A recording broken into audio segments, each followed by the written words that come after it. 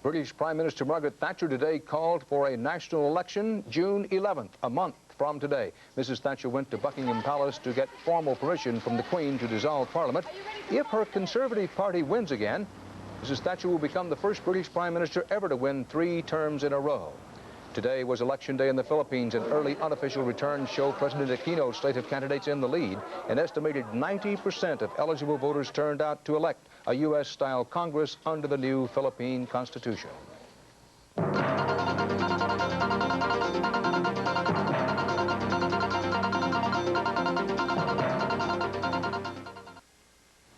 There was a time not long ago when made in the USA was the mark of excellence. What made it so were quality products and service built around the idea the customer comes first. We aim to please. CBS News national correspondent Bernard Goldberg has been traveling with a man determined to make that happen again. We talk about, hey, we've got a little quality problem in the country. We don't have a little quality problem in the country. We're making crap compared to our competitors. That's the problem. Tom Peters is in the pulpit, preaching the gospel of excellence. He's been described as a cross between Ralph Nader and Howard Beale, the high-voltage anchorman in the movie Network. And like Howard Beale, Tom Peters is mad as hell and doesn't want any of us to take it anymore. The simple, bizarre fact, service and quality pays. Best kept secret on the North American continent. Yeah, what's your first name? Leon. He's a best-selling author who writes about what he calls the forgotten customer. Sir. He sells his message on cassette. He speaks to business groups in a different city almost every day, making $20,000 a lecture. My company makes $5 million, $6 million a year. Selling $5 million or $6 million, selling the idea of, hey, America, let's provide good service to customers. I mean, it's precisely, we'd say, listen, That's crazy. don't hate your customers. Well, we didn't say like them. And we're not into the real big twist, you know? Just please don't hate them. Take Peters' GM truck. Please. No major problem, just 9 minor ones. Every day when I get into that truck and open that door, it is as if a big glowing map comes up in front of my mind. 9 reasons why I hate General Motors products. Every nagging, miserable, rotten day. I live with these 9 little things. You know, I get in and I say, sons of bitches, sons of bitches, sons of bitches, sons of bitches.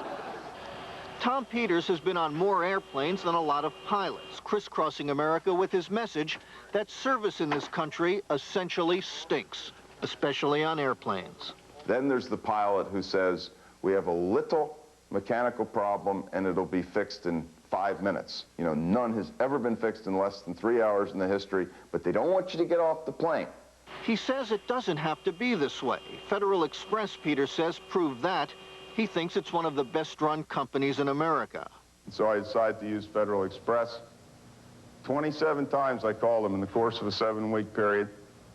26 times they answered on or before the first ring.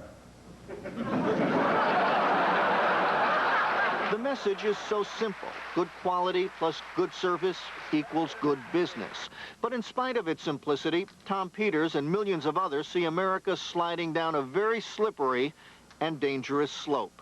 I feel awful because it's so fixable.